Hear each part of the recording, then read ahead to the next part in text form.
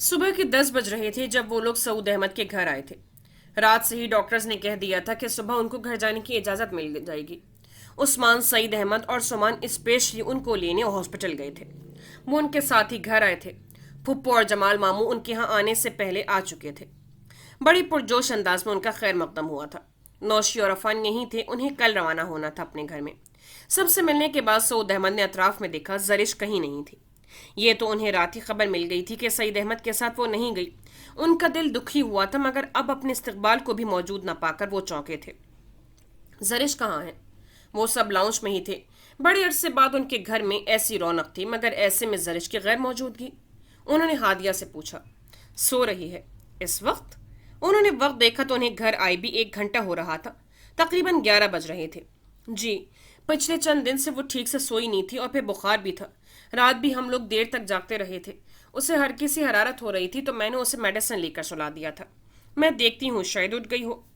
वो उठने लगी थी तो उन्होंने मना कर दिया। रहने दो, सोने दो उसे। अच्छा है, फ्रेश हो जाएगी। सुमान ने उन्हें देखा। ये सवाल तो उसके जहन में भी काफी देर से था। कुछ देर बाद कहा सुमान ने पूछा तो अफान ने कहा, कहाँ जा रहे हो? वो उस्मान अफान इकट्ठे ही बैठे थे। यही हूँ, आता हूँ अभी। वो लाउंज से निकल आए थे। ना ही ये घर नया था, ना ही ये लोग, मगर रिश्ता जरूर बदल चुका था। जरिश के कमरे की तरफ जाते हुए सुमान को इस बात का शिद्दत से एहसास हो रहा था। कमरे में कदम रखा तो निगाह बेखबर बिस्तर पर सोए वजूद में उलझ गई। वो बेखबर गहरी नींद में थी, सीने तक कंबल लिए, बाजू कंबल से बाहर थे। सुमान अहमद के एहसासात बड़ी रवानी से आ गई। जहन और दिल को एक लतीफ से एहसास ने छो लिया था। निगाहें बेताबाना सोते वजूद का तवाफ करने लगी। वो मोहब्बत और एतबार की हदों से दूर जा चुकी थी। क्या वो सुमान अहमद की बेरिया पुरखुलूस शदीद मोहब्बत का कभी एतबार भी कर पाएगी? ये सवाल सुमान अहमद के जहन में मचल कर रह गया था। जिस तरह गैर जानिबदारी का मुजाहिरा करते, उसने सारा इल्जाम उनके कंधों पर डालते हुए उनके यहाँ आने से इनकार किया था। क्या आइंदा तवक्को की जा सकती है कि उसके दिल में उन लोगों से मुतालिक वही एहसासात और जज्बात परवान पा सकेंगे जो कभी उस बेरिया लड़की की फितरत का हिस्सा थे? जितनी गहरी चोट हो, नुकसान उतना ही शदीद होता है। नुकसान तो दोनों ही उठा चुके थे, बल्कि दोनों कहाँ, सारा खानदान। मगर वो मर्द थे, हालात को बर्दाश्त करने की कुव्वत मुदाफ़त रखते थे, और जरिश उनके जहन में उसकी जज्बाती कैफियत दर आई। एक गहरा सांस लेते हुए सुमान अहमद ने बिस्तर के किनारे जगह पकड़ी थी। धीरे से उसका बायां हाथ थामा था। अंदाज ऐसा था कि कहीं उसकी नींद में खलल न पड़ जाए। हाथ की हथेली पर जख्म का गहरा कट पहले से काफी मनमल था। मेहंदी के नक्शो निगार पहले से कुछ मदम जरूर थे, मगर उसके खूबसूरत मोमी हाथों को बड़ी खूबसूरती अता कर रहे थे।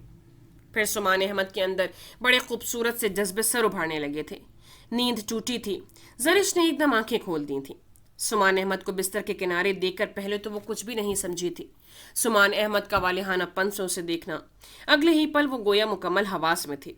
सुमान के हाथ की गिरफ्त में उसका हाथ था, उससे गोया करंट छू गया था। पूरे वजूद में एक आग सी दहक उठी थी। उससे सरत से अपना हाथ खींचा था। आप उसे समझ आए कि किस किस्म का रद्द अमल जाहिर करे। गुस्से से उनकी इस दर्जा जसारत पर उन पर उलट पड़े, या फिर कंबल हटाते वो सरत से पीछे हटी थी। आप क्यों आए हैं यहाँ? एकदम आ पड़ने वाली अफ्ताब थी। वो कंफ्यूज सी हो गई। ये भी याद न रहा कि वो इस वक्त किस होलिये में है। सुमान अहमद ने बड़े इस्तेहकाक से उसके खूबसूरत सरापे पर निगाह डाली। बेबी पिंक स्लीपिंग सूट में बगैर दुपट्टे के वो बिस्तर से उतरी थी। हाफ स्लीवलेस में खुले बालों समेत निगाहों को अच्छा खासा खीरा कर रही थी। सुमान की निगाहों ने उसे फौरन अपने होलिये का एहसास फराहम किया था। वो खजल सी हो गई थी। बिस्तर से उतर कर उसने इर्द गिर्द निगाह डाली, दुपट्टा न जाने कहाँ था। सुमान अहमद की मुसलसल जमी निगाहों ने उसे सरतपा घबराहट में मुब्तला कर दिया था। वो लाख इनकार करती, मगर एक वाज़ह तब्दीली आ चुकी थी, रवैयों में भी और शायद सोच में भी। दुपट्टा तलाश करने के बजाय उसने अलमारी की तरफ पेशकदमी की थी। अलमारी खोलते ही जो भी चादर हाथ लगी उससे निकाल ली थी। कैसी तबीयत है अब? सुमान की आवाज़ पर उसने अलमारी का पट बंद किया था। 1-2 पल लगे थे उसे अपनी घबराहट पर काबू पाने में। आप क्यों आए हैं? पलट कर उसने तलखी से पूछा। ये मेरे सवाल का जवाब तो नहीं। सुमान ने मुस्कुराकर अपनी भरपूर चमकती दिलकश निगाहें उसके चेहरे पर जमा दी थी।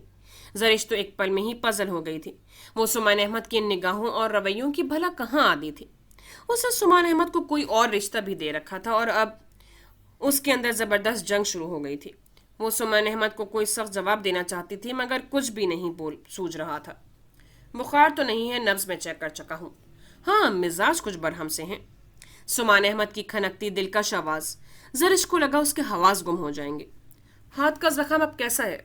सुमान अहमद उसी तरह बिस्तर के किनारे टिका पूछ रहा था। ठीक है, प्लीज आप जाएं यहाँ से। अंदर की तलखी और बैरूनी घबराहट ने उसे कंफ्यूज कर दिया था। हाथों को आपस में मसलते उसने सुमान अहमद को देखा। पहले उसमें एक अदा थी, नाज थी, अंदाज था। रूठना अब तो तेरी आदत में शामिल हो चुका। ये भारी दिलकश लहजा जरिश की समातों को बुरी तरह झंझोड़ गया था। प्लीज आप जाएं, प्लीज। उसकी आवाज और पलकें नम हो गई थी। मत आया करें मेरे सामने, मुझे अपना आप गुनाह की दलदल में उतरता महसूस होता है। गम की शिद्दत से उसकी आवाज भीग गई थी। मैं सारे खसारे भुगत चुकी हूँ, अपने हिस्से की सजा भी तजवीज़ कर चुकी हूँ कि बहरहाल आप लोगों से ताल्लुकदारी का खुमियाजा तो भुगतना ही है मुझे, मगर आपको कोई हक नहीं है यूं आकर मेरी ज़ात का तमाशा देखें। इतना तमाशा बनाकर दिल नहीं भरा आपका? दिल का गुबार फौरन निकलने को बेताब था। सुमान गहरा सांस लेते हुए बिस्तर से उठा था। जरिश, मेरे खुलूस, मेरी मोहब्बत को गलत निगाह से न देखो। नुकसान सिर्फ तुम्हारा ही नहीं, मेरा भी हुआ है। तुम्हारा एतबार खो देना, क्या ये नुकसान कम है? उसके करीब आकर सुमान खड़े होकर बहुत संजीदगी से बोले थे। नाम न ले मेरे सामने किसी मोहब्बत, किसी खुलूस का। सब झूठ था, फ्रॉड था। रिश्तों के नाम पर आपने मेरे जज्बों से खेला है। इल्ज़ाम ऐसा था कि सुमान अहमद ने गुस्से से उसे देखा था। तुम्हें मुझ पर इस हवाले से इल्ज़ाम लगाने का कोई हक नहीं। बरहमी से कहा तो वो मजीद तलखी से बोली। हाँ, सारे हक तो आपको और आपकी फैमिली को हासिल हैं, दूसरों को रुस्वा करने, बर्बाद करने के। आपको कब बुरा लगेगा? दूसरों की जिंदगियों एहसास से खेल जाना बड़ी आम सी बात ठहरी है आपके लिए तो। जरिश, जवाबी तलखी इतनी भरपूर थी कि सुमान ने सख्ती से टोकते हुए उसका बाजू पकड़ा था। गलत फहमी की भी कोई हद होती है। तुम सबको एक ही तनाजों से देख रही हो। अपने जहन को गलत फहमियों की आमाजगा मत बनाओ। पुरसुकून होकर सोचो, तुम्हें हालात का दुरुस्त अंदाजा होगा। नहीं पुरसुकून हुआ जाता मुझसे।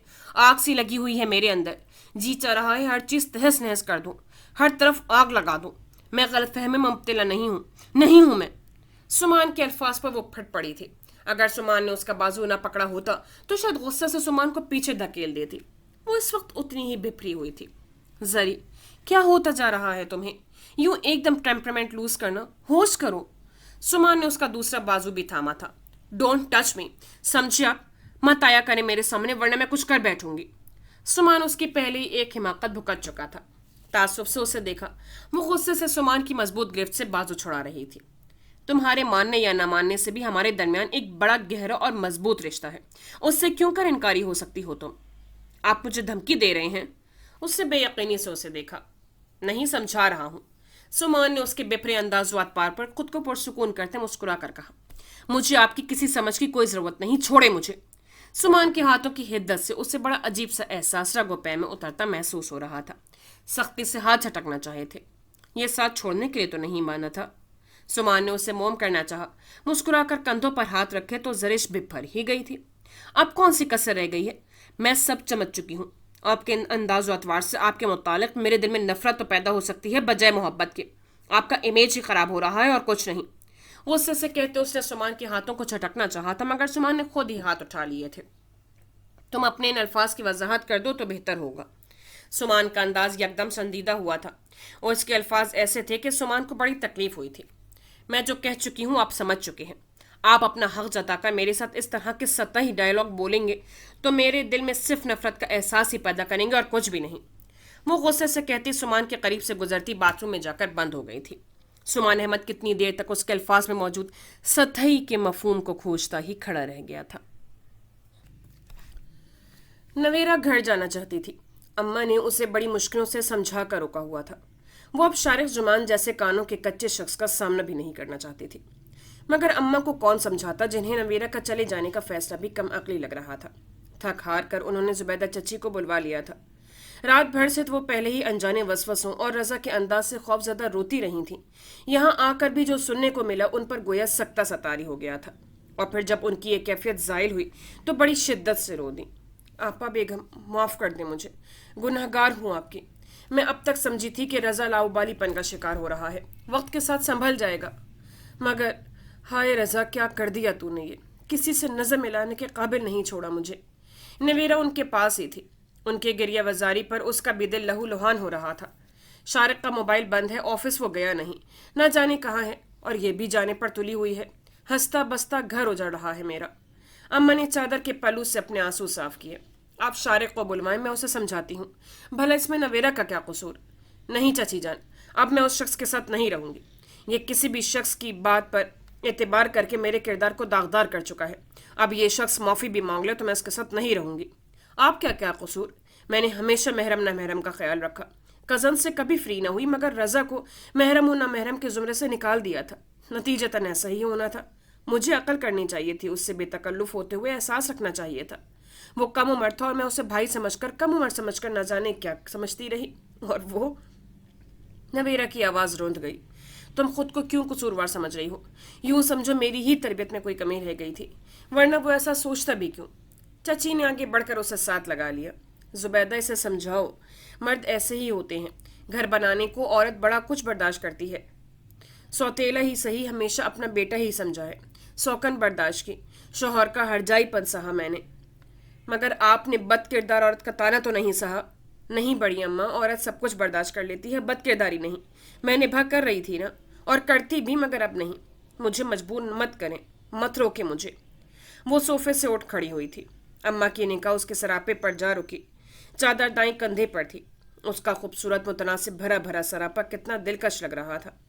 کہتے ہیں عورت جب ماں بنتی ہے تو اس پر بڑا خصوصی روپ آ جاتا ہے, اور نویرا تو ویسے ہی ماں بننے کے اعزاز سے اور نکھر چکی تھی. اماں کے آنسوؤں میں روانی آ گئی تھی. اس بچے کا بھی تو کچھ سوچو. جذبات سے نہیں, ہوش سے کام لو. شارق غلطی کر رہا ہے تو تم تو نہ غلطی کرو. اپنے بچے کے لیے ہی صبر کر لو. ہاں ماں, اسی لیے تو کہہ رہی ہوں. کل کو شارق نے اس بچے سے بھی انکار کر دیا تو کہ وہ اس کا نہیں ہے تو... وہ اتنی بڑی بات کہتے کہتے ایک لب لب بھینچ کر سسک اٹھی تھی. اماں اور چچی زبیدہ دونوں کا دل کام گیا تھا. اللہ نہ کرے اب وہ اتنا بھی کم عقل نہیں. جذباتی ہے, جذبات میں 100 غلطیاں ہو جاتی ہیں. تم بھی تو دیکھو, وہ تم سے محبت بھی تو کرتا ہے.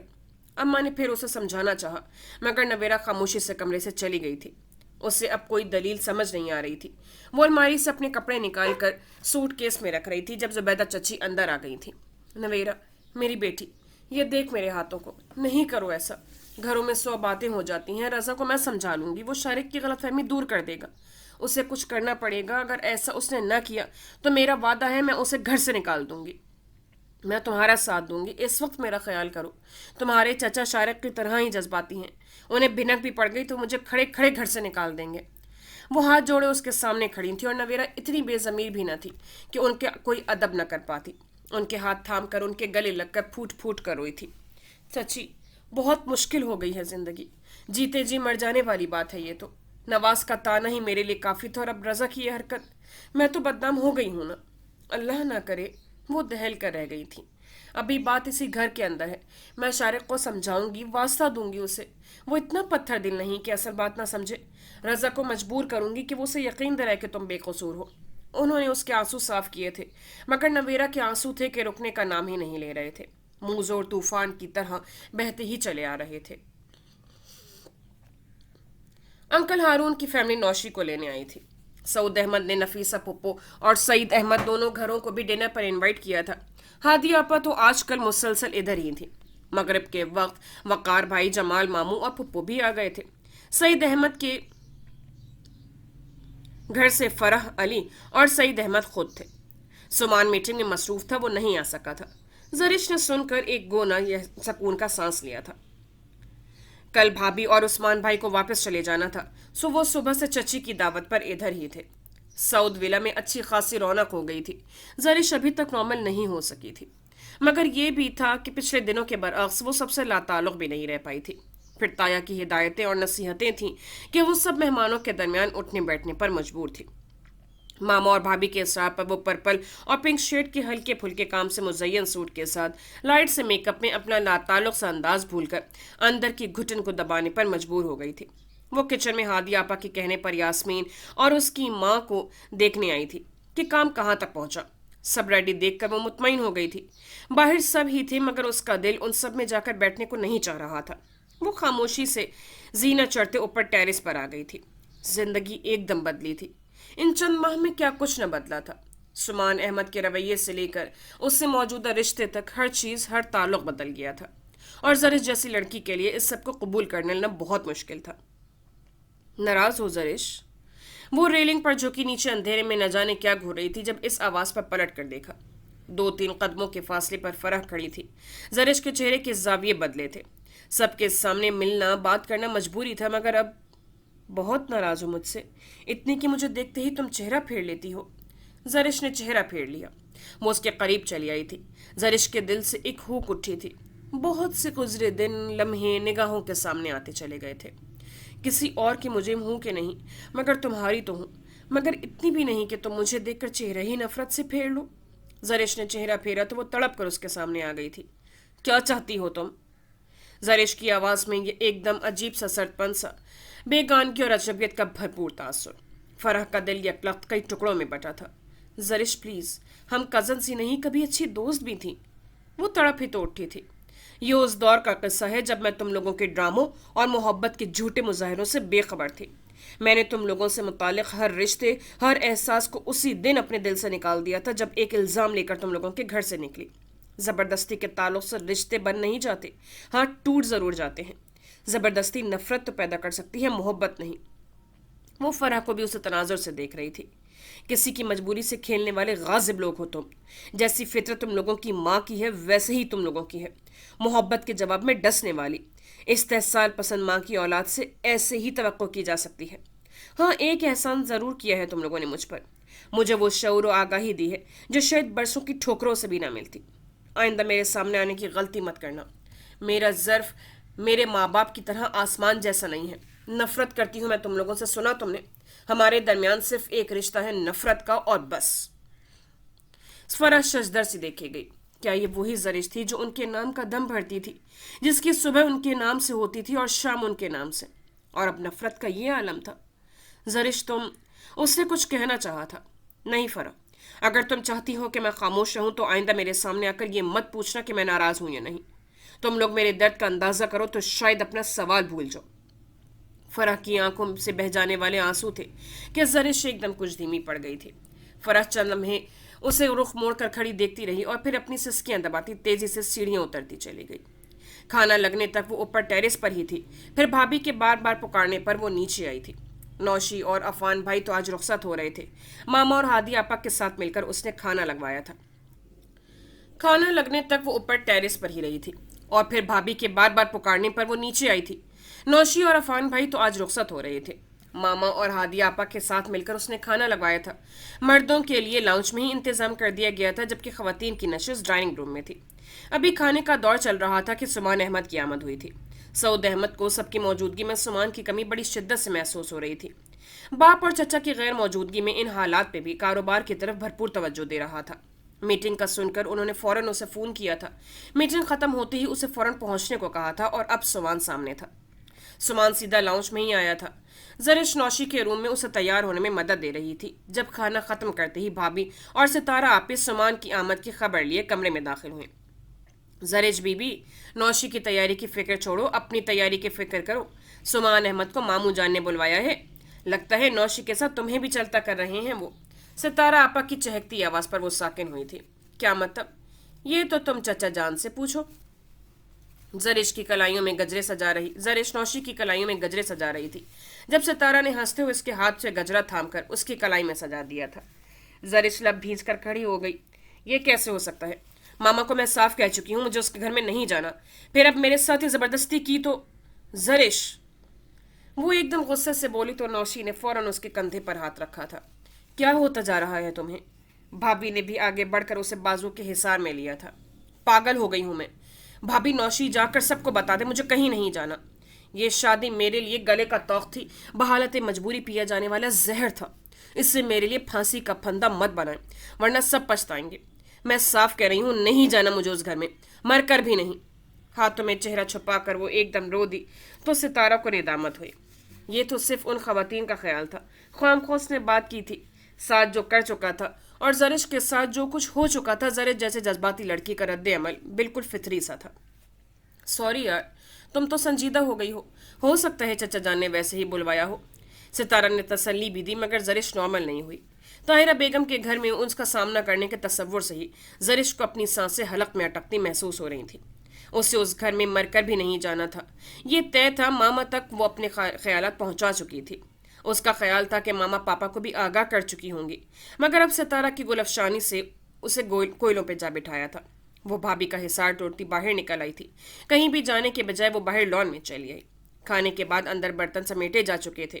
کچھ دیر بعد نوشی اور عفان لوگوں کی رخصتی کا شور اڑ جانا تھا، اور اگر پاپا نے سچ مچ اسے بھی آج سمان کے ساتھ اس سے پوچھے بغیر رخصت کر دیا تو… ادھر سے ادھر چکر لگاتے وہ بے دم سی ہو گئی تھی تو خاموشی سے اندر چلی آئی۔ زینہ طے کرتے وہ ٹیرس پر اسی جگہ آ رکی جہاں فرح کی آمد سے پہلے کھڑی تھی۔ وہ کیا کرے؟ وہ کیسے اس طوفان کو روکے؟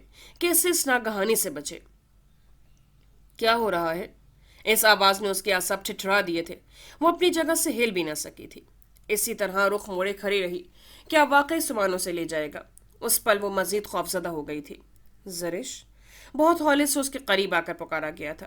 زرش دونوں ہاتھوں میں چہرہ چھپا کر رو دی۔ ارے زرش! زری کیا ہوا؟ زری! سمان تو بکھلا ہی گیا تھا۔ وہ تو اسے سارے گھر میں دیکھتا نہ پا کر ادھر چلا آیا تھا، مگر کیا خبر تھی کہ وہ اس طرح کا رد عمل ظاہر کرے گی۔ وہ بڑی شدت سے پھوٹ پھوٹ کر رو رہی تھی۔ بڑی بے قراری سے پکارتے سمان احمد نے اسے کندھوں سے تھاما تھا، رخ اپنی طرف کیا تھا۔ What happened? میٹھے میٹھے میک اپ اور آنکھوں میں کاجل کی پھیلی لکیر، زرش نے سمان احمد کو دیکھا تھا۔ آپ مجھے لینے آئے ہیں؟ اپنے ساتھ لے جانے کے لیے؟ وہ پوچھ رہی تھی۔ سمان نے ناسمجھی سے اسے دیکھا۔ آپ کو پاپا نے بلوایا ہے۔ پاپا چاہتے ہیں کہ میں آپ کے ساتھ چلی جاؤں، مگر مجھے نہیں جانا۔ مجھے آپ کے ساتھ نہیں جانا، آپ کے گھر نہیں جانا۔ مجھے مجبور مت کرے، میں نہیں جاؤں گی۔ کچھ بپھرے انداز میں اسے سمان احمد کے ہاتھ اپنے کندھے سے جھٹک دیے تھے۔ سمان احمد کو ایک پل لگا تھا سب سمجھنے میں۔ چچا جان نے اس کے ساتھ تو ایسی کوئی بات نہیں کی تھی، اور نہ ہی کسی اور فرد نے، جبکہ زرش کا رونا۔ تمہیں کس نے کہا ہے؟ چچا اور چچی میں سے کسی نے؟ بڑی سنجیدگی سے اسے گریہ بیزاری کرتے دیکھا تھا۔ نہیں، ستارہ آپی نے، روتے ہوئے بتایا گیا تھا۔ کیا چاہتی ہو تم؟ رونے سے نہ صرف اس کی آنکھیں بلکہ ناک اور رخسار بھی سرخ ہو چکے تھے۔ سمان نے بڑی تفصیلی نگاہ ڈالی تھی۔ مجھے کہیں نہیں جانا۔ سمان احمد کی تفصیلی نگاہ پر توجہ دیے بغیر بے دردی سے چہرہ رگڑتے ہوئے سمان کو دیکھا تھا۔ اوکے ٹھیک ہے، تمہیں کوئی مجبور بھی نہیں کرے گا۔ اگر چچا جان اور چچی جان کا ایسا کوئی ارادہ ہے بھی تو میں ان کو سمجھا لوں گا۔ ہے؟ رونا دھونا بول کے اس نے سمان کو دیکھا، جس کے چہرے پر بلا کی سنجیدگی تھی۔ بڑا نارمل اور پرسکون انداز تھا، یوں جیسے کسی عام سے تھرڈ پرسن کی یا پھر کاروباری بات ہو رہی ہو۔ آپ سچ کہہ رہے ہیں؟ وہ بے یقین ہوئی تھی۔ تمہیں شک نہیں ہونا چاہیے تھا۔ زرش نے صرف 2 قدم کے فاصلے پر کھڑا وجود اتنا ہی سنجیدہ دیکھا جتنا اس کا لہجہ تھا۔ اگر کسی نے مجھے مجبور کیا تو… وہ ہر طرح کی تسلی کر لینا چاہتی تھی۔ اتنا تو یقین تھا کہ اگر سمان انکار کرے گا تو سچ ہی ہوگا۔ تو بھی تمہیں میری طرف سے اطمینان ہونا چاہیے۔ فی الحال میں خود بھی نہیں چاہتا کہ تم وہاں جاؤ۔ زرش خاموشی سے دیکھے گئی۔ سمان احمد کا انداز مکمل طور پر نارمل اور سنجیدہ تھا۔ سمان قریب ہی رکھی کرسی پر بیٹھا تو زرش کو دیکھا جو شش پنج میں تھی۔ آؤ ادھر بیٹھو۔ سمان نے دوسری کرسی کی طرف اشارہ کیا تو وہ جھجک گئی تھی۔ مجھے تم سے اسی سلسلے میں بات کرنی ہے۔ آرام سے سکون سے بیٹھ کر بات سن لو۔ سمان احمد کے لہجے کی سنجیدگی میں کوئی فرق نہ پڑا تھا۔ وہ خاموشی سے کرسی پر ٹک گئی تھی، مگر انداز ایسا تھا کہ کسی بھی پل اٹھ کھڑی ہوگی۔ پلکوں پر ٹھہر جانے والی نمی کو پلو سے صاف کرتے سمان کو دیکھا۔ جو بھی حالات ہیں، امی کے رویے سے لے کر اب تک ہر چیز ہر بات واضح ہے۔ میں تمہیں یہ نہیں کہہ رہا کہ تم اپنی سوچ بدلو۔ اس سارے قصے میں یقیناً سب سے زیادہ نقصان تمہارا ہی ہوا ہے۔ یہ ہماری شرمندگی سے کچھ نہیں ہونے والا۔ تم اس گھر میں جانا نہیں چاہتی اور امی تمہیں وہاں دیکھ نہیں سکتی۔ طاہرہ بیگم کے ذکر پر زرش کے چہرے کے زاویے بدلے تھے۔ رہ گئی میری بات تو میں بھی نہیں چاہتا کہ تم ادھر جاؤ۔ ابو نے اس سلسلے میں ایک نئی پیشکش رکھی ہے۔ سمان نے زرش کو دیکھا جو الجھ گئی تھی۔ کیسی پیشکش؟ اس کے چہرے پہ لکھا تھا، ابو چاہتے ہیں کہ میں تمہیں لے کر اسلام آباد سیٹل ہو جاؤں عثمان بھائی کے ساتھ۔ کیا؟ زرش حیران ہو کر دیکھے گئی۔ یہ نہیں ہو سکتا۔ وہ ایک دم کرسی سے اٹھ کھڑی ہوئی۔ سمان نے اسے دیکھا، وہ پریشان ہو گئی تھی۔ کیوں؟ تم اس گھر میں جانا نہیں چاہتی؟ اس کے علاوہ تمہیں کہیں بھی رکھا جائے تمہیں اعتراض نہیں ہونا چاہیے۔ اس کے ایک دم انکار نے سمان کو تھوڑا سا گرم کیا تھا۔ کیوں نہیں اعتراض ہونا چاہیے؟ میں آپ کے ساتھ بھاگی نہیں تھی اور نہ ہی میرا آپ کے ساتھ کوئی لمبا چوڑا افیئر تھا۔ زرش! سمان کے گرم ہونے پر وہ جواباً دگنی زیادہ گرمی سے بولی تھی۔ سمان نے فوراً اسے ڈپٹا تو وہ چپ ہو گئی۔ سمان نے اس کا ہاتھ پکڑ کر اسے دوبارہ کرسی کی طرف دھکیل دیا۔ آرام سے بیٹھ کر بات سنو، ابھی میری بات مکمل نہیں ہوئی۔ مجھے آپ کی کوئی بیتوکی بات نہیں سننی، اور میں کیوں چوروں کی طرح چھپ کر زندگی گزاروں؟ قصور آپ کا ہے، غلطی آپ لوگوں کی ہے، تو اصلاح بھی آپ کریں۔ میں آپ کے ساتھ یہ گھر تو ایک طرف، اسلام آباد تک میں نہیں جاؤں گی۔ ایک الزام لے کر میں زندگی نہیں گزاروں گی۔ اس بات سے کم پر تو کبھی سوچے کبھی نہیں کہ جب تک آپ کی والدہ صاحبہ اپنی غلط بیانی اور الزام تراشی کا اقرار نہیں کریں گی، اور انہیں اقرار کرنا ہوگا اسی خاندان کے سامنے جس کے سامنے وہ مجھے ذلیل کرنے میں پیش پیش تھیں۔ سمان کی کرسی پر دوبارہ دھکیلنے اور تحکم سے کہنے نے الٹا ہی اثر کیا تھا۔ وہ تو بے پھر ہی گئی تھی، بغیر لحاظ کے محو کلام تھی۔ ایسا امی کبھی نہیں کریں گی۔ انہیں اپنا بیان واپس ہی لینا ہوتا تو یہ سارا ڈرامہ اسٹیج ہی کیوں کیا جاتا؟ تمہارے سامنے آپشن ہے، اور زندگی 1-2 گھنٹے کا کھیل نہیں کہ جسے ضد اور اناہ میں تباہ کر دیا جائے۔ یہ ضد نہیں اور نہ ہی آنا ہے، حق کی بات ہے، اور یہ طے ہے میں پورے عزت و وقار کے ساتھ جینا چاہتی ہوں۔ اگر کسی نے مجھے مجبور کیا تو وہ نتائج کے ذمہ دار خود ہوں گے۔ میں اب وہ پہلی والی زرش سعود احمد نہیں رہی، یہ یاد رکھیے گا۔ سمان نے لب بھینچ لیے۔ زرش کا روز بروز ایک نیا روپ سامنے آ رہا تھا۔ واقعی حالات و واقعات انسان کی خفیہ صلاحیتوں کو اجاگر کرنے میں خاص معاون ثابت ہوتے ہیں۔ وہ زرش کو ایک کم عمر لاؤبالی سی لڑکی سمجھ رہے تھے، مگر جس بات کے لیے وہ ڈٹ گئی تھی وہ عام نہ تھی، کردار کی بات تھی، اور کردار پر ایک دفعہ انگلی اٹھ جائے تو بات نسلوں تک جاتی ہے، اور وہ دونوں آنے والی نسلوں کے امین تھے۔ دیکھیں سمان بھائی، وہ روانی میں کہتے کہتے ایک دم منہ پہ ہاتھ رکھ کے اپنی زبان روک گئی تھی۔ شادی کے بعد پہلی بار نام لے کر مخاطب کر رہی تھی۔ سمان کے ساتھ بھائی کا حوالہ لگانے کی عادت اتنی پختہ تھی کہ اب مشکل سے ہی چھوٹنے تھے۔ زرش کے یوں ایک دم منہ پر ہاتھ رکھ لینے پر سمان کے تن اعصاب ایک دم ڈھیلے ہوئے تھے، لبوں پر تبسم سا بکھر گیا تھا۔ مائنڈ اٹ، شوہر کو بھائی کہنے سے نکاح ٹوٹ بھی سکتا ہے۔ زرش کا چہرہ سرخ ہو چکا تھا۔ وہ جو سمان سے موجودہ رشتے کو محسوس کیے بغیر الجھ رہی تھی، اب یوں گھبرائی گھبرائی خاصی منفرد سی لگ رہی تھی۔ اتنی تلخ گفتگو میں بھی سمان کے دل و دماغ پر اس چھوٹی سی بات نے بھرپور انداز میں اثر کیا تھا۔ بڑے برجستہ انداز میں اسے باور کروایا تو وہ سمان کی اس شرارت پر اور سرخ پڑ گئی تھی۔ نچلے ہونٹ کو دانتوں تلے دبا لیا تھا۔ سمان کو اس کا یوں پزل ہونا اور بھی لطف دے گیا تھا۔ میں چلتی ہوں۔ اتنی دیر سے سمان کے ساتھ الجھتے لڑتے جھگڑتے پہلی بار احساس ہوا کہ ان کے درمیان بڑا خوبصورت سا رشتہ بھی ہے جسے وہ سرے سے محسوس ہی نہیں کرنا چاہتی تھی۔ یوں درمیان میں ہی ساری بات چھوڑ کر عقب سے سمان کی آواز سن کر وہ رک گئی تھی۔ بات بہت واضح اور صاف ہے۔ آپ کی والدہ جب تک خدا کر ساری غلطیوں کو تسلیم نہیں کریں گی، یہ سلسلہ اب ایسے ہی رہے گا۔ آپ کے ساتھ ساری عمر گالی بن کر جینے سے بہتر ہے کہ میں ساری عمر پاپا کے اس گھر میں ہی بیٹھی رہوں۔ فیصلہ اب آپ کے ہاتھ میں ہے۔ آپ مجھے ایک عزت اور وقار سے اٹھے سر اور مکمل مان بھری زندگی دیتے ہیں کہ جس کا وعدہ اگر آپ کو یاد ہو تو آپ نے کبھی بھولے سے کیا تھا، یا پھر ایک ذلت بھری زندگی کے جس کے پیچھے آپ کی والدہ کی الزام تراشی تھی۔ یہ بھی طے ہے، میرے دل میں آپ کے لیے جو جذبات تھے وہ بالکل بے ریا تھے۔ اگر آپ کو منظور ہے تو ٹھیک، ورنہ میرا اب فیصلہ یہی ہے جو کبھی بدلے گا نہیں۔ وہ دو ٹوک انداز میں کہتی پلٹ کر دیکھے بغیر سرد سے سیڑھیاں اترتی چلی گئی تھی۔ گھر کے سامنے گاڑی روک کر ہارن دیا تو چند منٹ بعد گیٹ کھل گیا تھا۔ چوکیدار بابا آج گیٹ پر ہی تھے۔ بڑی اماں کی ہدایت پر اس کے انتظار میں جاگ رہے تھے، ورنہ رات کے 2:30 بجے وہ ادھر نہیں ہوتے تھے، تالا لگا کر اپنے کوارٹر میں چلے جاتے تھے۔ آج بڑے عرصے بعد شارق لیٹ آیا تھا۔ شارق گاڑی اندر لے آیا تھا۔ اندرونی حصے میں سوائے اماں کے کمرے کے باقی ساری گھر کی لائٹس آف تھیں، یعنی اماں جاگ رہی تھیں۔ پہلے اماں کے کمرے میں جانے کا سوچا، مگر پھر ارادہ بدلتے وہ سیدھا اپنے کمرے میں چلا آیا تھا۔ کمرے میں داخل ہوا تو سیدھی نگاہ بستر پر پڑے سوٹ کیس اور بستر پر بکھرے کپڑوں پر پڑی تھی۔ شارق زمان کو لگا اس کے دماغ کی رگ پھٹ جائے گی۔ وہ نویرہ کو سوچنا نہیں چاہتا تھا، مگر دل و دماغ پر صرف ایک ہی خیال چمٹ کر رہ گیا تھا، اور اب اس کی کمرے میں غیر موجودگی۔ انتہائی تیش میں بستر پڑے سوٹ کیس کو ہاتھ مار کر دور جا گرایا تھا۔ سوٹ کیس میں رکھے کپڑے ارد گرد بکھر گئے تھے۔ صرف کپڑے ہی نہیں بکھرے تھے، اور بھی بہت کچھ بکھر گیا تھا، شاید پوری زندگی ہی۔ Demon it! جی چاہا کہ کمرے کے در و دیوار ہلا دے۔ غصے سے بہت سی چیزیں ادھر سے ادھر پھینک کر بھی اندر کا اشتعال کم نہ ہوا تو کپڑے لے کر باتھ روم میں گھس گیا تھا۔ لباس بدل کر باہر آیا تو کمرے میں اماں کو بیٹھے دیکھ کر رک گیا۔ اس وقت وہ کسی کا سامنا نہیں کرنا چاہتا تھا، اور اماں کا تو قطعی نہیں۔ بڑی دیر سے گھر آئے ہو؟ وہ خاموشی سے بستر پر ٹک گیا۔ کمرے کی پھیلی بے ترتیبی پر اماں نے بغور نگاہ کی۔ شارق، کھانا کھاؤ گے؟ اسے بالکل خاموش بیٹھے دیکھ کر انہوں نے پھر پوچھا تو اس نے نفی میں سر ہلا دیا۔ نویرہ کا نہیں پوچھو گے؟ کچھ دیر بعد انہوں نے پھر پوچھا تھا، گویا زخموں پر نمک چھڑک دیا تھا۔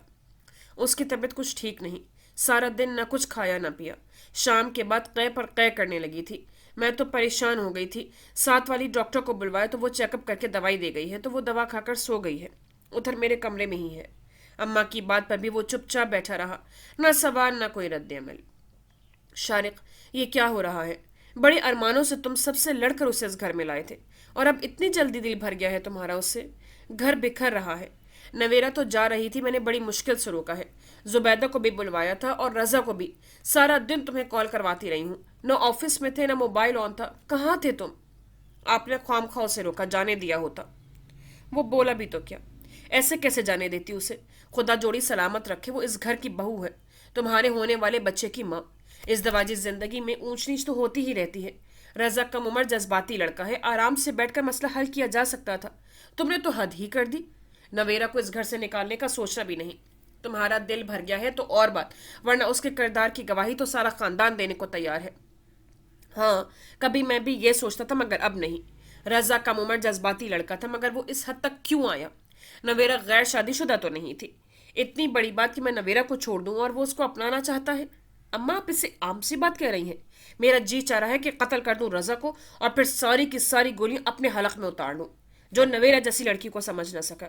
نویرا وہ لڑکی ہے جو میری نگاہ بدل جانے کو محسوس کر گئی تھی. میں کیسے یقین کر لوں کہ ایسے میں رضا کی بدلتی نگاہ اور سوچ کا علم نہ ہوا ہو اسے؟ وہ تو پھٹ ہی پڑا تھا. اشتعال بھر اس کا انداز تھا. اماں، میں نے قسمت سے کچھ نہیں مانگا تھا، صرف با کردار، با حیا اور پاک باز بیوی کی طلب کی تھی کہ ہر شخص کی خواہش ہوتی ہے کہ اس کی اولاد ایک با کردار عورت کی کوکھ سے ہو. مجھے نہیں علم تھا کہ نویرا مجھے دھوکہ دے گی. میں نماز فاروق تک سے خائف نہیں تھا کہ نویرا کا اس سے ایک رشتہ تھا. لکھنے کو کہنے کو 100 جواز تھے مگر وہاں میرا دل مطمئن تھا. اور یہاں اماں رضا کے معاملے میں مجھے ہمیشہ کھٹک رہی ہے. نویرا کا رویہ اس کزن سے بڑھ کر تھا. پھر بھی آپ کہتی ہیں کہ نویرا کا کوئی قصور نہیں. رضا کو اس مقام تک لانے والی ہی نویرا ہے. کوئی بھی مرد ایسے نہیں پھسل جاتا. اور شادی شدہ عورت سے متعلق بات کہہ دینا کہ میں اس کو اپنانا چاہتا ہوں، اماں یہ عام بات نہیں ہے. وہ رکا تھا. اگر مجھے کسی ایسی ویسی عورت سے شادی کرنا ہوتی تو اماں اب تک نہ جانے کتنی اس گھر میں آ چکی ہوتی. مجھے ایسی عورت چاہیے جس پر نسلیں فخر کر سکے، میری ماں کی فطرت کا ازالہ کر سکے کہ شارق زمان کا خون اتنا گندا بھی نہیں ہے. مگر اب نہیں اماں، اب کچھ بھی نہیں رہا. میں نویرا کو فیصلہ سنا چکا ہوں. اگر آپ اس کی کسی بھی قسم کی طرفداری کے لیے آئی ہیں تو میں معذرت کرتا ہوں. میرے حوالے سے وہ جو بھی نقصان اٹھا چکی ہے میں اس کی تلافی کرنے کو تیار ہوں. میں سارے خاندان کے سامنے نواز کے فرار کے پیچھے چھپا مفہوم بھی واضح کرنے کو تیار ہوں. سارے خاندان کے سامنے نویرا کے ساتھ کی جانے والی زبردستی بتانے کو بھی تیار ہوں. مگر اس سے کہیں وہ یہاں سے چلی جائے. یہ نہ ہو کہ میں کچھ کر بیٹھوں. وہ واقعی سخت مشتعل تھا. اماں کا دل لرز اٹھا. چٹانوں کی سی سختی سی لہجے میں، یعنی کوئی لچک نہ تھی. اس سے کہیں وہ یہاں سے چلی جائے. میں کسی کو نہیں بتاؤں گا کہ میں نے اسے کیوں چھوڑا ہے. اگر میری بات پر یقین نہیں آتا تو میں لکھ کر دینے کو تیار ہوں. اس کی نیک نامی اور کردار پر کوئی حرف نہیں آئے گا مگر میں اب اس پر اعتبار نہیں کر پاؤں گا. اپنی آنکھوں سے اسے رضا کے ساتھ دیکھ لینے کے بعد اب یہ ممکن نہیں. اس نے گویا فیصلہ سنا دیا تھا. شارق وہ بے قصور ہے. اماں بے قرار سی ہو گئی تھی. تو میرا بھی کوئی قصور نہیں ہے. میں نے بھی تو صرف اس سے ایک وعدہ لیا تھا کہ وہ ہمیشہ میری بن کر رہے. شادی سے پہلے اگر رضا سے متعلق جو بھی تعلق تھا، مگر شادی کے بعد تو وہ سب ختم کر سکتی تھی. جیسے میں نے اس کے لیے سب سرگرمیاں چھوڑ دی تھیں. مگر اماں، اس نے ایسا نہیں کیا. اس دن ہاسپٹل سے وہ مجھ کو سخت سست سنا کر رضا کے ساتھ گھر آئی اور پھر اس کے بعد یہ سارا قصہ. بعض اوقات آنکھوں دیکھی بھی غلط ہو جاتی ہے شارق. اماں کو سمجھ میں نہیں آ رہا تھا کہ اسے کیسے سمجھائے. ہاں، میں نے بھی یہ سوچا تھا. مگر کل رات اگر رضا پورے یقین سے میرے سامنے کھڑا وہ سب نہ کہہ رہا ہوتا. میں نے انجانے میں غلطی سے نویرا کے ساتھ جو کچھ بھی کرنا چاہا وہ صرف چند لوگوں کے علم میں تھا. نواز کو میں نے وہی بتایا جو میرے دل نے کہا. اور نویرا، نبیل اور چچی کی ساری فیملی، ان کے بعد صرف آپ یہ رفت باجی اس قصے کو جانتی تھی. پھر رضا کو کیسے علم ہوا؟ وہ مکمل طور پر نویرا سے متنفر ہو چکا تھا. اماں بے بسی سے اسے دیکھے گئی. اماں، وہ اتنے یقین سے وہ سب کہہ رہا تھا کہ اسے یہ سب نویرا نے بتایا. اور نبیل نویرا سے اس بات پر خفا ہے کہ اسے پہلے کیوں نہ یہ سب بتایا گیا. تو پھر رضا کو کیسے علم ہو گیا؟ ہو سکتا ہے خالدہ وغیرہ میں سے کسی نے ذکر کر دیا ہو. اماں کی غیر متزلزل آواز پر وہ طنزیہ ہنسی ہنس دیا. دل کے بہلانے کو اماں، یہ خیال اچھا ہے. شارق، تمہاری ساری غلط فہمیاں ایک طرف، مگر اس بچے کا بھی تو سوچو. اماں نے سب سے اہم مسئلے پر توجہ دلوائی تھی. ہاں، وہ میری اولاد ہے. نویرا کو کہہ دیجیے گا میں بڑی خاموشی کے ساتھ یہ سارا قصہ ہی ختم کر دوں گا. بس میری اولاد بحفاظت مجھ تک پہنچا دے. اس کے بعد وہ جیسا چاہے گی فیصلہ کر دوں گا. اماں خالی آنکھوں سے دیکھے گئی. نویرا جیسی مضبوط اعصاب کی مالک لڑکی آج سارا دن ایسے ہی نہیں ٹوٹ پھوٹ گئی تھی۔ شارق کا یہی فیصلہ اسے توڑ پھوڑ گیا تھا، کیسے آنن فانن میں سب ختم کر گیا تھا، جسے حاصل کرنے کو وہ آگ کے دریا میں کودا تھا۔ شارق، ایک دفعہ پھر سوچ لو، یہ دیکھو میرے بوڑھے ہاتھوں کو، غلط فہمیاں ہو جاتی ہیں، مل بیٹھ کر حل نکل آتا ہے۔ تم نویرا سے نہیں اماں، اب مفاہمت کی کوئی راہ نہیں بچی۔ آپ کو پتہ ہے میری عادت کا، میں نے ایک خالص چیز پسند کی ہے، جس چیز میں ذرا سا بھی نقص آ جائے وہ مجھے کتنی ہی محبوب کیوں نہ ہو، میں اسے پھینک دیتا ہوں۔ اماں کا دل چاہا اسے جھنجھوڑ دیں کہ چیزوں اور انسانوں میں بڑا فرق ہوتا ہے، مگر وہ نہ کہہ سکی۔ نبیل اس سے ناراض ہے، وہ اسے کیسے برداشت کر لے گا؟ انہوں نے کہا بھی تو کیا؟ وہ ہنس دیا۔ یہ آپ کا مسئلہ نہیں، میں نبیل سے معافی مانگ لوں گا، وہ کرے گا برداشت۔ وہ ویسے ہی بے تاثر چہرہ لیے بول رہا تھا۔ شارق، اچھا نہیں کر رہے تم۔ آخر میں وہ رو دی تھی۔ انہوں نے نویرا کو ٹھنڈا کر لیا تھا، سمجھا لیا تھا، اسے رکنے پر مجبور کر دیا تھا، اور اب شارق کا بے لچک اور فیصلہ کن رویہ۔ شارق، سارا خاندان بکھر جائے گا، پہلے کون سا جڑا ہوا ہے؟ نویرا تو جیتے جی مر جائے گی۔ اچھا، نویرا بے قصور ہے، یہ کیسی محبت ہے تمہاری؟ اماں، میں نے نویرا سے محبت نہیں کی تھی، میں نے اس کے کردار سے محبت کی تھی۔ اس کے کردار پر چڑھا مولما اتر چکا ہے اور میری محبت بھی ختم۔ شارق، اماں کی آخری سسکاری تھی جو نویرا کے دفاع میں تھی۔ اماں کی سسکاری نے ان کے لبوں پر دم توڑا تو باہر دروازے کے قریب کھڑی سب سنتی نویرا اپنے وجود کو پتھر ہوتے محسوس کر رہی تھی، یعنی سب ختم۔ شادی کے بعد وہ پہلی بار کالج آئی تھی۔ شادی سے ہفتہ پہلے ہی اس نے چھٹیاں شروع کر دی تھی اور اب شادی کے 6 دن بعد وہ آ رہی تھی۔ جو بھی لڑکی ملی تھی اس کا پہلا سوال یہی تھا، سنا ہے زرش تمہاری شادی ہو گئی ہے؟ اس ذکر سے اس کے زخم کیسے ہرے ہو رہے تھے کوئی نہیں جانتا تھا، اور وہ قدم قدم پر ہرٹ ہوئی تھی۔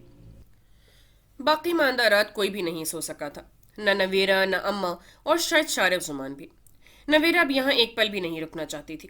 صبح 8 بجے تک اس نے بمشکل انتظار کیا تھا کہ شارق زمان اپنے کمرے سے باہر نکلے اور وہ وہاں جا کر اپنا سوٹ کیس لے، جو زبیدہ چچی کی گریہ وزاری کے بعد وہ جوں کا توں بستر پر پڑا چھوڑ آئی تھی۔ 8 بجے کے بعد وہ مزید انتظار نہ کر سکی تھی۔ باقی ماندہ رات اماں کے سمجھانے بجھانے کے باوجود وہ دروازہ دھکیل کر کمرے میں چلی آئی تھی۔ شارق زمان جاگ رہا تھا مگر بستر پر دراز تھا۔ پہلی نگاہ کے بعد اس نے تنفر سے نگاہوں کے زاویے بدل لیے تھے۔ سارا کمرہ بکھرا پڑا تھا، کرسٹل کے ٹکڑے جا بجا قالین پر بکھرے پڑے تھے، اور سوٹ کیس سمیت تمام کپڑے قالین پر یہاں وہاں پڑے تھے۔ نویرا نے ایک تعصب بھری نگاہ سوٹ کیس پر ڈالی۔ چیزیں تو ایک طرف، وہ شاید زندہ انسانوں سے بھی یہی سلوک کرتا تھا۔ جب تک دل چاہا، اچھا لگا، اکتا گیا تو توڑ پھوڑ کر پھینک دیا۔ آگے بڑھ کر نویرا نے سوٹ کیس بند سیدھا کیا، ایک ایک کر کے تمام کپڑے اکٹھے کیے، بڑے سکون سے تہہ کر بریف کیس میں رکھ رہی تھی۔ اس کی ہر حرکت میں بلا کا اطمینان و سکون تھا۔ اس کا ضمیر مطمئن تھا، اس کا کردار بے داغ تھا، تو پھر وہ کیوں ڈرتی؟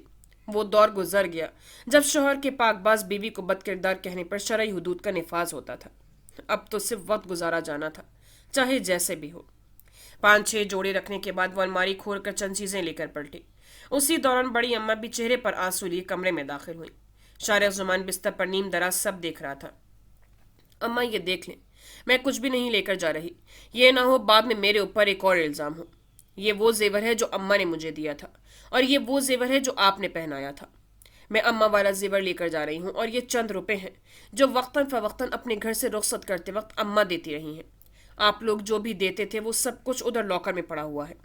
کھانے پینے کا میں حساب نہیں چکا سکتی کہ نکاح کے عوض شاید یہ حلال ہو۔ اس کے ہر لفظ میں زہر تھا۔ اماں تو پھوٹ پھوٹ کر روئیں۔ نبیل بھائی کی ناراضگی کے باوجود اماں نے دنیا دکھاوے کو جو کچھ بھی دیا، ان میں یہ چند جوڑے تھے جو لے کر جا رہی ہوں، آپ دیکھ لیں، بے شک تلاشی کروا لیں۔ اماں اسے کہیں جو بھی لے کر جانا چاہتی ہے لے جائے، جو ایک بار دے دیا تو پھر دے دیا۔ شارق زمان کے کہنے پر ایک چھوٹے سے ہینڈ بیگ میں مختصر سے پیسوں کے ساتھ اماں کا دیا گیا زیور رکھتے نویرے نے سر گھما کر شارق زمان کو دیکھا۔ قیمت چکانا مرد کی فطرت جو ٹھہری۔ وہ زہر سے بھری ہوئی تھی مگر آواز اتنی ہی پرسکون تھی۔ ہینڈ بیگ کپڑوں کے ساتھ سوٹ کیس میں رکھتے وہ سیدھی ہوئی تھی۔ ایک ہاتھ میں سونے کے کڑے اور دوسرے میں چوڑیاں تھیں، دونوں ہاتھوں میں 5-6 انگوٹھیاں تھیں۔ گلے میں شارق کے نام کا لاکٹ جھول رہا تھا جو اس نے ولیمے سے اگلے دن اسے اپنے ساتھ لے جا کر دلایا تھا، رونمائی کے تحفے کے طور پہ۔ کانوں میں ٹاپس اور بندے اس نے ایک ایک کر کے سب کچھ اتار کر اماں کے ہاتھوں میں ڈال دیا تھا۔ نویرا، یہ کیا کر رہی ہو؟ یہ تو اماں، کل جب میں جا رہی تھی تو مجھے گمان تھا کہ مجھے واپس یہیں آنا ہے، اس لیے کچھ نہیں اتارا تھا، مگر اب یہ طے ہے کہ مجھے واپس نہیں آنا تو پھر میں یہ نہیں لے جا سکتی۔ ویسے بھی ان سب کی قیمت تو حاصل کر ہی چکی ہوں۔ رہ گئی بچے کی بات، تو جب وہ پیدا ہوگا تو بات کیجیے گا۔ یہ واحد وہ چیز نہیں بلکہ وجود ہوگا جو میں آپ لوگوں کو نہیں دوں گی۔ تم کون ہوتی ہو میری اولاد کو لینے والی؟ وہ میری اولاد ہے اور مجھے ملے گی، ورنہ میں کسی بھی حد تک چلا جاؤں گا۔ شارع زمان تو ایک دم بفر کے سیدھا ہوا۔ نویرا نے استہزائیہ دیکھا۔ ہاں، تم میں جیسے مرد کس حد تک جا سکتے ہیں جان گئی ہوں۔ مجھے یہ دھمکیاں مت دو۔ بد کردار تو مجھے کہہ ہی چکے ہو، مگر تمہارے پاس کیا گارنٹی ہے کہ یہ اولاد تمہاری ہے؟ نویرا چہرے سے ہی نہیں لہجے سے بھی اتنی ہی پرسکون تھی۔ شارق زمان اپنی جگہ منجمد ہو گیا۔ نویرا نے استہزائیہ دیکھا۔ شارق کے پاس شاید کوئی جواب نہ تھا۔ تم ثابت کروا لینا کہ وہ تمہاری اولاد ہے، مگر پھر میرے بد کردار ہونے کا فیصلہ بھی واپس لے لینا۔ لیکن یاد رکھنا شارق زمان، وہ میری اولاد ہے اور میرے ہی پاس رہے گی، چاہے اس بار تم دنیا کا کوئی بھی حربہ استعمال کر لو۔ دنیا کی کسی بھی اولاد میں مجھے بد کردار ثابت کروانے اور اس اولاد کو اپنی اولاد کہنے کو چلے جانا، مگر فیصلہ تو تب ہوگا نا جب میں گارنٹی دوں گی کہ یہ تمہاری اولاد ہے یا نہیں۔ نویرا، وہ چیخ کر بستر سے اترا تھا۔ چلاؤ مت شارق زمان، میرا تمہارا اب کوئی لین دین نہیں رہا۔ وہ جتنا مشتعل ہوا تھا وہ اتنی ہی پرسکون تھی۔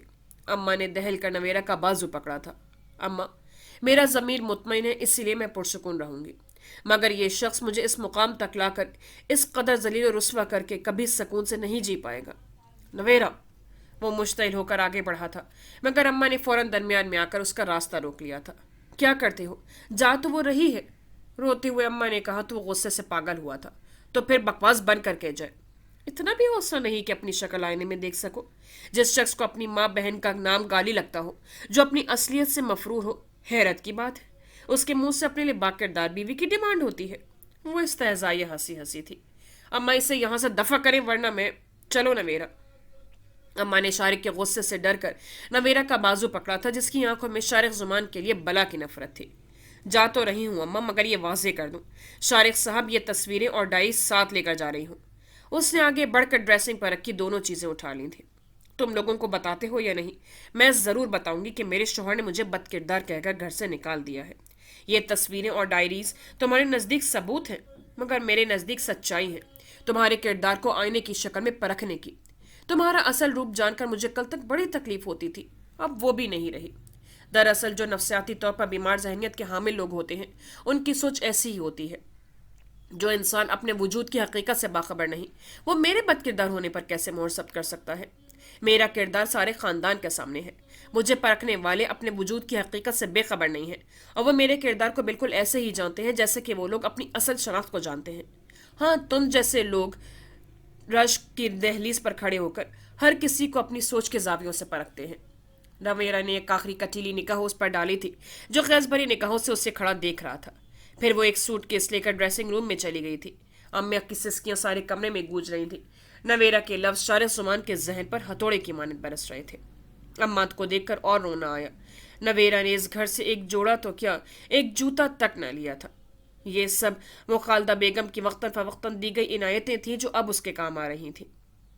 اچھا اماں، چوکیدار بابا کو کہا تھا ٹیکسی لے آئے، اب تو ٹیکسی والا بھی انتظار کر کر کے تھک گیا ہوگا۔ اگر آپ کی خدمت میں کوئی کمی رہ گئی ہو تو معاف کیجیے گا۔ نویرا، تم… اماں نے روتے ہوئے اسے اپنے گلے سے لگایا تھا۔ شارق زمان بے تاثر چہرہ لیے کھڑا رہا۔ اماں، دعا کیجیے گا میں اس آزمائش میں سرخرو رہوں۔ نویرا کی آواز میں ہلکی سی نمی در آئی تو اسے سختی سے خود کو اماں سے علیحدہ کر لیا۔ وہ ثابت قدم رہنا چاہتی تھی ہر حال میں، جبکہ اماں کے آنسو اسے کمزور کر رہے تھے۔ میں تمہارے سامنے ساتھ چلتی ہوں۔ رہنے دے اماں، خواہ خواہ سب پریشان ہوں گے، میں خود ہی ہینڈل کر لوں گی۔ آخر کو بد کرداری کا الزام لے کر جا رہی ہوں۔ اس نے سوٹ کیس تھام لیا۔ اماں کی ہچکیاں بن گئی۔ جب محبتوں میں شدت آ جائیں اور شدتیں حد سے بڑھ جائیں تو چاہتوں کو زوال آ ہی جاتا ہے۔ یہ شارق زمان کی چاہتیں تھی، اس کی شدتوں کی یہ حد تھی۔ محبت ہمیشہ اعتدال کے پلڑے میں زندہ رہتی ہے، وہ ہمیشہ اعتدال کا ضامن مانگتی ہے۔ ہر رشتہ ایک خاص مقام میں زندہ رہتا ہے، ہر رشتے کا ایک مدار ہے۔ وہ مدار سے ہٹ جائے تو فنا ہو جاتا ہے۔ جب مطلوبہ مقدار کم یا بڑھ جائے تو نقصان ہمیشہ ہی سامنے آتا ہے۔ اس گھر سے نکلتے، ٹیکسی میں بیٹھتے، ایک ضدی آنسو اس کی پلکوں کی باڑ پر آ ٹھہرا تھا۔ نویرا نے بھی بہنے دیا کہ وہ اس گھر سے سونپی گئی ہر کمزوری یہاں ہی چھوڑ کر جانا چاہتی تھی۔ آگے اس کے سامنے ایک بہت بڑا امتحان تھا، جہاں اس کے قدموں کی ذرا سی کمزوری اور لرزش اسے رسوا کر سکتی تھی، اور وہ بد کردار کہے جانے کے باوجود رسوا نہیں ہونا چاہتی تھی۔ آپ زرش ہیں؟ پوچھنے والے کے لہجے میں یقین تھا۔ وہ چونک کر بغور دیکھنے لگی۔ بھلی سی پرسنالٹی سے چھچورا انسان تو نہیں لگ رہا تھا، اور نہ ہی آنکھوں کا تاثر ایسا تھا، مگر تھا کون؟ آپ کون؟ میں نواز فاروق ہوں، سائرہ کا کزن۔ آپ کو یاد ہوگا ایک بار آپ اکیڈمی آئی تھیں۔ جی یاد آ گیا، سوری مجھے چہرہ بھول گیا تھا۔ کہیے کیسے ہیں آپ؟ اللہ کا شکر ہے۔ دراصل میں اکثر یہاں آتا رہتا ہوں، کافی دیر سے آیا ہوا ہوں۔ آپ کو روتے دیکھ کر ٹھٹک گیا تھا، پھر یاد کرنے پر پتہ چلا کہ آپ کون ہیں۔ اس وقت آپ اکیلی کیوں ہیں؟ آپ کے ساتھ تو ایک لڑکا تھا۔ بات ادھوری چھوڑ کر نواز فاروق نے اسے دیکھا۔ چادر کو اپنے گرد لپیٹے وہ اس سمے خاصی اچھی لگی تھی۔ میرے ساتھ میرا بھائی ہے، وہ آئس کریم لینے گیا ہے۔ او، زرش نے دیکھا نواز فاروق کچھ پرسکون ہوا تھا۔ آپ رو کیوں رہی تھیں؟ اس نے پوچھا تھا۔ بس ویسے ہی، اس نے ٹال دیا تھا تو نواز فاروق نے جرح نہیں کی۔ زرش کو پہلی بار دیکھ کر وہ چونکا تھا۔ زرش کے چہرے میں اسے نویرا یاد آئی تھی، اور آج پھر وہ چونک گیا تھا۔ پچھلے دنوں سے وہ بہت پریشان تھا، نہ جانے کیوں نویرا کا خیال بار بار دل و دماغ کو الجھائے ہوئے تھا، اور ایسے میں زرش کو دیکھنا وہ اپنے آپ کو اس سے بات کرنے سے نہیں روک پایا تھا۔ کیسی چل رہی ہے اکیڈمی؟ زرش نے برائے بات پوچھا تھا۔ اللہ کا شکر ہے، پھر ایگزامز کے دنوں میں اسٹوڈنٹ کی تعداد بڑھ رہی ہے۔ آئیے گا آپ بھی، کسی دن چکر لگائیے گا۔ جی ضرور۔ زرش نے بھی اخلاق نبھایا تھا۔ پھر نواز نے چند باتیں اور کی اور رخصت لی تھی۔ نواز کے رخصت ہونے کے 2-3 منٹ بعد علی آئس کریم لے آیا تھا۔ دونوں نے سمندر کی ریت پر چلتے آئس کریم ختم کی تھی۔ زرش نے اسے سر نواز فاروق کے بارے میں بتایا تھا۔ ریت پر چلتے وہ دونوں ادھر ادھر کی باتیں کر رہے تھے جب علی کے موبائل پر بیپ ہونے لگی تھی۔ السلام علیکم بھائی، کیسے ہیں؟ زرش رک گئی تھی۔ ٹھیک ہوں، گھر میں بھی سب خیریت ہے؟ جی اللہ کا شکر ہے، ادھر بھی سب ٹھیک ہیں، چچا جان بھی کافی بہتر ہیں۔ دوسری طرف عثمان بھائی تھے یا سمان، زرش چلتے چلتے کئی قدم آگے بڑھائی تھی۔ پانی میں چلتے اس نے دیکھا علی پیچھے ہی رک کر موبائل پر مصروف تھا۔ زرش، سمندر کی پرشور لہروں میں تیزی سے اپنی طرف بھاگ کر آتے علی نے اسے موبائل تھمایا تھا۔ بھائی ہیں، بات کرنا چاہتے ہیں تم سے۔ کون؟ تم بات کرو، میں آتا ہوں۔ وہ اسے موبائل تھما کر یہ جا وہ جا۔ ہیلو، السلام علیکم۔ دوسری طرف سمان احمد نہ تھا۔ زرش نے گہری سانس لی۔ وعلیکم السلام، کیسی ہو؟ ٹھیک ہوں۔ آہستہ آہستہ چلتے وہ آگے بڑھائی تھی، پانی اب گھٹنوں کو چھو رہا تھا۔ کالج نہیں جا رہی؟ اس سوال پر زرش کے اندر ایک تلاطم برپا کر دیا تھا۔ آپ کو میرے کہیں آنے جانے سے غرض نہیں ہونی چاہیے۔ تلخی خود بخود اس کے لہجے میں سمٹ آئی تھی۔ فرح نے فون کیا تھا مجھے آج۔ اس طرح تو تم اپنا نقصان کرو گی۔ تمہارے ایگزامز کی ڈیٹ شیٹ آنے والی ہے، پہلے ہی کافی چھٹیاں کر چکی ہو، کل سے تم کالج جاؤ۔ سمان نے دوسری طرف سے کہا تو زرش کو لگا جیسے اس تحکم بھرے انداز نے اس کے اندر آگ سی لگا دی ہو۔ نہیں جانا مجھے کالج، چھوڑ چکی ہوں کالج، مجھ سے نہیں برداشت ہوتا گھٹیا لوگوں کی گھٹیا باتیں۔ چچی جان کو علم ہے؟ دوسری طرف سے سمان نے بڑی تشویش سے پوچھا تھا۔ بتا دوں گی ان کو بھی، تمہارے ایگزامز ہونے والے ہیں، اس طرح تو تمہارا حرج ہوگا۔ ہونے دیں، آپ کو پرواہ نہیں ہونی چاہیے۔ دوسری طرف سے سمان خاموش ہو گیا تھا۔ زرش سے الجھنا اپنا دماغ خراب کرنے والا حال تھا۔ علی کہاں ہے؟ پتہ نہیں۔ زرش نے اطراف میں دیکھا، وہ چلتے ہوئے کافی گہرے پانی میں آ گئی تھی۔ پاؤں کے نیچے موجود ریت پر اب پاؤں کسی بھی لمحے پھسل سکتے تھے اگر کوئی بپھری لہر اسے اپنے ساتھ بہا کر لے گئی۔ ایک خوف نے اسے اطراف میں جکڑا تھا۔ اندھیرے میں اس نے کنارے کی طرف دیکھا۔ نہ جانے علی کہاں تھا۔ کیا مطلب؟ علی کو فون دو، اور اس وقت تم ہو کہاں؟ ہم سی سائڈ آئے تھے، میں آگے آ گئی ہوں۔ وہ پتہ نہیں کدھر گیا ہے، موبائل دے کر گیا ہے، نظر نہیں آ رہا کہیں بھی۔ اب کہ اس نے کچھ آرام سے کہا تھا۔ پاگل ہو گیا ہے کیا وہ؟ اکیلے کیوں چھوڑ کر گیا ہے وہ؟ دوسری طرف سمان احمد غصے میں آ گیا تھا۔ زرش متوہر سی واپس پلٹی تھی۔ گہرے پانی میں اطراف میں دیکھتے وہ اندھیرے میں کھوج رہی تھی کہ کہیں سے علی نکل آئے۔ اتنا کم عقل تو وہ نہیں تھا، مگر نظر بھی نہیں آ رہا تھا۔ نہ جانے کہاں گیا تھا۔ نظر آیا علی کہ نہیں؟ نہیں، اس وقت کس سائڈ پر ہو؟ پتہ نہیں۔ کیا مطلب؟ وہ چلتے کافی آگے نکل آئے تھے۔ یہاں بہت کم لوگ ہیں، چند ایک ہی، مگر اب تو مکمل اندھیرا ہو چکا ہے۔ نان سینس۔ سمان خاصا برہم ہوا تھا اور پہ کال بند کر دی تھی۔ زرش نے ہونٹ دانتوں تلے دبا لیے تھے۔ ساحل پر آ کر اس نے اطراف میں دیکھا، نہ جانے علی کہاں گیا تھا۔ اس سے اب اس پر غصہ آنے لگا تھا۔ علی کنارے پر کھڑے اس نے ارد گرد آواز لگائی۔ وہ ہاتھ میں پکڑا موبائل ایک دفعہ پھر بیپ دے رہا تھا۔ سمان کی کال تھی۔ علی آیا ہے یا نہیں؟ سمان پوچھ رہا تھا۔ نہیں۔ وہ اب سچ مچ رو دینے کو تھی۔ اچھا، رونا شروع نہ کر دینا، اتنا کم عقل نہیں ہے کہ وہ یوں ایک دم منہ اٹھا کر کہیں چل دے۔ تم باہر آؤ، میں پہنچنے کی کوشش کرتا ہوں۔ موبائل تو پاس ہی ہے، تم کسی سے سائٹ پوچھ کر کال کرو، میں آتا ہوں۔ مگر آپ تو یہاں نہیں ہیں۔ अभी लौटा हूँ। एयरपोर्ट से सीधा घर जा रहा था कि अली को कॉल की थी। अब इधर ही आ रहा हूँ, पहुंचने वाला हूँ। अच्छा। अभी वो इधर उधर खड़ी देख ही रही थी कि उसे किनारे पर बड़ी चट्टान के उकब में बैठे दोनों दिखाई दिए। अली। उसका गुस्सा एकदम बढ़ा था। उसका हम उम्र एक और लड़का हमरा था। अली। वो भागकर उसकी तरफ आई थी। अली उसे देखकर उठ खड़ा हुआ। तुम इतनी देर से गप्पे हाँक रहे हो, और मेरा डर डर कर बुरा हाल हो गया था। देख रहा था, इधर ही था। ये मेरा दोस्त है फराज। बस इसको देखकर इधर आ बैठा था। अली के दोस्त को देखकर वो अपना गुस्सा पी गई थी। जल्दी आओ, वो उसे कहकर आगे बढ़ आई थी। वो फौरन दोस्त को खुदा हाफिज कहता पीछे भागा था। यार खफा क्यों हो रही हो? मैं तुम्हें देख तो रहा था। बेशक तुम्हारी नजरों से ओझल था, मगर तुम्हारी जाने मुतवज्जो तो था ना। फिर भी खामोश रही थी। सुमान की कॉल आने लगी तो उसने खामोशी से उसे मोबाइल थमा दिया। अरे सुमान भाई हैं, कहीं तुमने शिकायत तो नहीं कर दी मेरी उनसे? अली की आवाज़ सुनते ही सुमान उस पर बुरी तरह बरसा था। उसे गैर जिम्मेदार और भी न जाने क्या कुछ सुनाया था। आइंदा मैं तुम्हारे साथ कहीं नहीं जाऊंगी। कॉल बंद होते ही उसने अली को कह दिया था। अली का मुंह देखने वाला था। सुमान भाई आ गए हैं, चलो बैठो, वो तुम्हें घर छोड़कर आएंगे। उन्हें अब मुझ पर एतबार नहीं, वो रोड पर इंतजार कर रहे हैं। उसने बाइक स्टार्ट की थी। वो खामोशी से बैठ गई थी। पता था अली को सुमान से और भी सुनने को मिलने वाली थी। वो घर आया तो सामने जुबैदा बेगम बड़ी शिद्दत से रो रही थी। आजकल तो जुबैदा क्या, इस घर का हर फर्द ही रो रहा था, सिवाय हमीद साहब के या उसके अपने अलावा। क्या हुआ है? जुबैदा उससे नाराज थी, मगर वो फिर भी पूछ बैठा था। नवेरा को शारिक ने घर से निकाल दिया है। वो सुबह से खालदा आपा के यहाँ आई हुई है। रजा के चेहरे पर एक साया सा गुजर गया था। तुम्हारे बाप से मैं छुपा गई हूँ, अब कैसे छुपाऊंगी? जी चाह रहा है कुछ खाकर पड़ जाऊं। इस वक्त के लिए नेक लोग औलाद ने इस वक्त के लिए लोग नेक औलाद की दुआ मांगते हैं। एक ही औलाद थी, और वो भी मैंने कुछ नहीं किया। ढिठाई का ये आलम था। जुबैदा बेगम का जी चाहा कि वो किसी दीवार पर जाकर अपना सर मार ले। रजा, मेरे सामने से हट जाओ, वरना मैं कुछ कर बैठूंगी।